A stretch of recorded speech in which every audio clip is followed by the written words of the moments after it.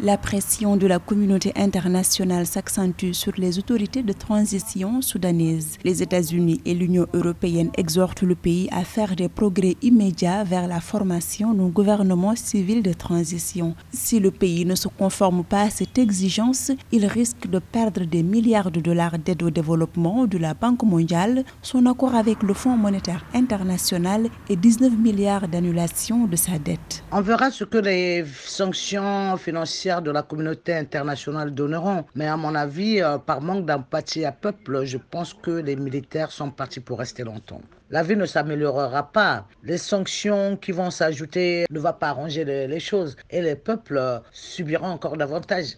Depuis le putsch du 25 octobre au Soudan, l'opposition refuse toujours de dialoguer avec les militaires et les forces politiques qui les soutiennent. Toutefois, la diplomatie soudanaise pourrait reprendre ses droits après la libération récente de plusieurs prisonniers politiques importants du pays.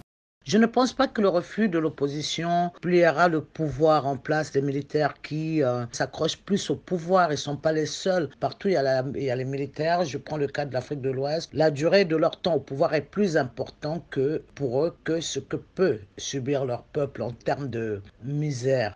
Fin mars dernier, l'Organisation des Nations Unies a alerté sur la situation du Soudan. L'ONU a averti que le pays d'Afrique de l'Est se dirigeait vers un effondrement économique et sécuritaire s'il ne remédiait pas à la paralysie politique consécutive au coup d'État militaire d'octobre et ne s'engageait pas dans la reprise d'une transition dirigée par des civils. À côté de cette crise politique persistante, le Soudan connaît également d'importantes difficultés économiques.